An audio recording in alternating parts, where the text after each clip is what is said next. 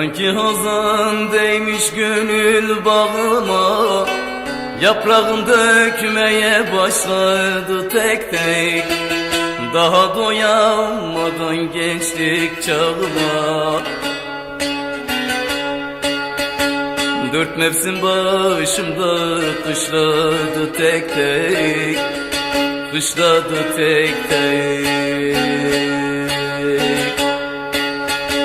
Daha doyamadan gençlik çağıma